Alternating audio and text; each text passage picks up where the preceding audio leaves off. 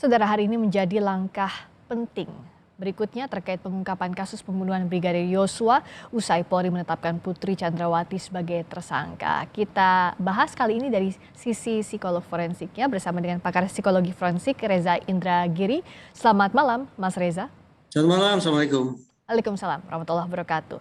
Dari pengungkapan kasus terakhir ini ada Putri Chandrawati, Irjen Verdi Sambo jadi tersangka, juga CCTV bukti penting, salah satu petunjuk penting ditemukan oleh Polri. Nah, dari sisi psikologi forensik, apa yang bisa dibedah untuk melengkapi penyidikan? Kalau 4 berkas dari tersangka awal Irjen Sambo dan ajudannya sudah lengkap, saat ini Bu Putri bisakah mengungkap lebih dalam soal motif dari kasus ini? Perbincangan tentang motif betapapun seksinya sesungguhnya tidak terlalu menentukan. Artinya berlanjut ataupun berhentinya proses hukum sama sekali tidak ditentukan oleh motif. Apakah terungkap ataukah tetap misteri, tetap saja proses hukum akan tetap berlangsung. Namun yang menjadi catatan penting adalah bagaimana Ibu PC ini berbalik statusnya 180 derajat. Dari yang awalnya mendaku atau mengklaim atau memainkan skenario sebagai seorang korban, tapi hari ini sudah dinyatakan oleh Polri tampaknya talenta bukan, yang dilakukan oleh Ibu PC adalah istilahnya ironi viktimisasi. Seseorang yang disangka melakukan perbuatan pidana tetapi memainkan drama sedemikian rupa sehingga seolah-olah dia berada pada posisi korban. Walaupun dengan cara yang menurut saya sangat-sangat tanda petik kampungan. Kenapa? Kejanggalan permainan drama sebagai korban itu sudah tampak sejak ketika beliau muncul di depan Makobrimob. Kenapa ya bisa begitu, Mas Reza? Nah, pertama, kalau kita buka Undang-Undang Tindak Pidana Kekerasan Seksual, di sana ada banyak ketentuan bahwa yang namanya korban kekerasan seksual harus atau wajib ditutup identitasnya. Jadi ketika beliau melapor sebagai katakanlah korban pelecehan seksual, tapi pada saat yang sama justru beliau dimunculkan di hadapan publik, tidak ditutup identitasnya, bahkan beliau memperkenalkan diri dengan menyebut namanya, maka pantas masyarakat bertanya-tanya, ini korban betulan atau korban main-main? Sekaligus bertanya pula, betul-betul ada atau tidak pelecehan seksualnya? Karena sekali lagi, kenapa korban malah muncul di depan publik dan tidak ditutup identitasnya? Itu alasan pertama. Alasan yang kedua, mari kita buka catatan berbagai macam riset tentang korban-korban kekerasan seksual. Semuanya menyebut bahwa kekerasan seksual itu serius, dampak psikologisnya dahsyat. Lagi-lagi kita bertanya, bagaimana mungkin orang yang mengklaim sebagai korban, dengan kata lain merasa dirinya mengalami guncangan hebat akibat mengalami pelecehan seksual, tapi malam itu justru muncul dan bisa bertutur kata dengan cukup baik di hadapan media. Lagi-lagi pertanyaannya, ini korban betulan atau korban dalam kepura-puraan? Pelecehan seksualnya betul-betul terjadi atau tidak pernah ada? Alhasil, kalau kemudian yang bersangkutan diberitakan berulang kali tidak bisa diperiksa oleh LPSK karena punya guncangan jiwa yang hebat, kita pun bertanya-tanya, ini betul-betul sakit atau pura-pura sakit? Kalau memang sakit, ini alami ataukah hasil fabrikasi? Kalau alami, tentu kita jatuh simpati, kita berharap yang bersangkutan agar bisa segera sembuh sehingga bisa berproses hukum. Tapi kalau yang bersangkutan ternyata hanya berpura-pura sakit atau malingering, maka mudah-mudahan ada persoalan hukum berikutnya yang akan bisa beliau pertanggungjawabkan. Nah, tadi bicara soal kasus ini ya motif jadi tidak penting karena bicara soal pembunuhan berencana yang dilihat adalah unsur pidana, sudah ada hilangnya nyawa, sudah ada perencanaan, unsur-unsur terbukti. Tapi di sisi lain tadi kan bicara soal ironi viktimisasi pada akhirnya juga menyeret nama Putri Chandrawati tersangka sama pasalnya pembunuhan berencana turut serta melakukan ini. Apa yang bisa dibaca? Apakah memang ini sengaja dibuat dari awal untuk menutupi kasus besarnya? Sebagaimana dikatakan oleh tersangka FS dan juga kemudian dimainkan dramanya oleh tersangka PC, seketika saya membayangkan jangan-jangan ini motif emosional. Berarti ada barangkali luapan amarah, dendam, sakit hati, kebencian, cemburu, dan seterusnya yang berkutat di kepala orang-orang ini.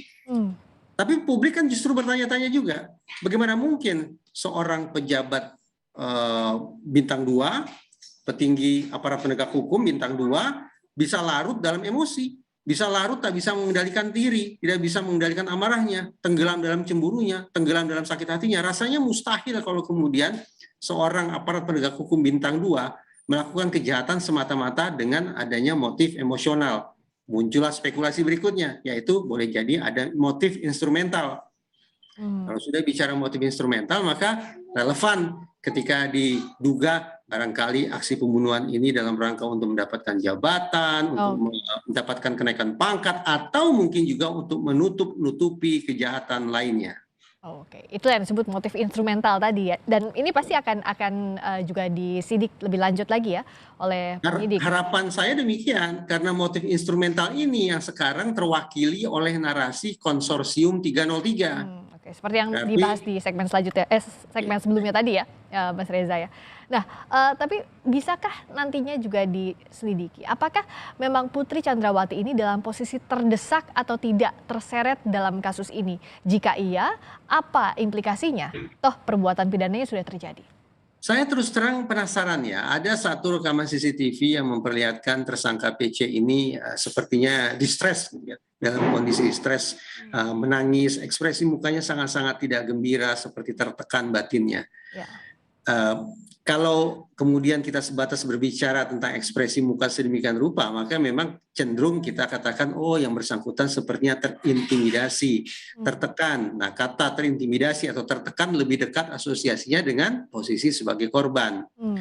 Tapi hari ini saya lebih memilih untuk menyimak dan menganggukkan kepala pada pengumuman dari pihak Polri, bahwa yang bersangkutan justru merupakan tersangka pelaku kejahatan.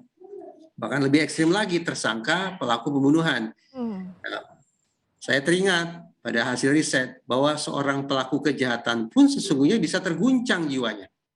Dia sudah punya ancang-ancang untuk melakukan aksi kejahatan, tapi ternyata aksi kejahatan berlangsung kebablasan misalnya, justru si pelaku juga bisa mengalami shock, mengalami kaget, terperanjat, terguncang jiwanya. Adakah kemungkinan ekspresi wajah yang sedemikian tertekan, yang tertangkap oleh CCTV itu juga merupakan manifestasi betapa tersangka pelaku pembunuhan yang satu ini juga mengalami distress pada saat itu? Jadi terguncang ini tidak hanya untuk korban, tidak hanya yang tidak sengaja melihat, tapi dari sisi pelaku pun bisa. Betul, jadi pelaku kejahatan pun bisa mengalami shock. Apalagi kalau kita bicara tentang pelaku kejahatan yang amatiran, yang tidak menduga bahwa ternyata perbuatannya bisa berakibat tragis sedemikian rupa. Belum lagi kalau kemudian si pelaku atau tersangka pelaku mulai bisa membayangkan setelah ini akan apa yang terjadi pada diri saya. Masuk ruang tahanan, menjalani proses hukum yang panjang, kemudian mengakhiri masa hidup di dalam lembaga pemasyarakatan dan seterusnya. Itu bisa saja memunculkan tekanan-tekanan hebat pasca yang bersangkutan terlibat dalam aksi kejahatan. Karena pada faktanya korbannya sudah tewas, jadi membayangkan apa yang terjadi di depannya itu pun bisa jadi faktor terguncang begitu ya? Betul, kondisi korban yang di luar dugaan bisa memunculkan guncangan. Membayangkan perjalanan hidup yang sedemikian berubah tajam juga bisa memunculkan goncangan. Membayangkan nasib atau resiko buruk yang harus dialami oleh anak-anak tersayang juga bisa mengakibatkan guncangan. Tapi bicara soal terguncang ini kan jadi menarik. Misalnya kalau terguncang karena melihat kondisi korban, padahal ini pidananya pembunuhan berencana, artinya sudah secara sadar tahu apa yang akan terjadi, merencanakan menghilangkan nyawa seseorang, begitu. Apa yang harus didalami soal ini, Mas Reza? Karena ini kejahatan berkelompok, maka kita punya asumsi bahwa pihak-pihak tersebut tahu persis apa yang harus mereka lakukan. Dalam kasus kejahatan berkelompok termasuk pembunuhan yang dilakukan secara berkelompok, di situ paling tidak ada 3 pihak. Ada mastermind-nya, ada eksekutornya, dan juga ada fasilitatornya.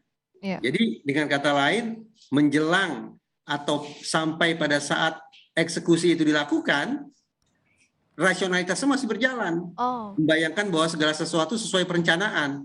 Tapi ketika ternyata sasaran hilang nyawanya dengan cara yang sedemikian mengenaskan, tambahan lagi, tadi saya katakan mulai muncul imajinasi tentang masa depan yang ternyata sangat suram, itu bisa membuat si tersangka atau pelaku kejahatan juga mengalami guncangan.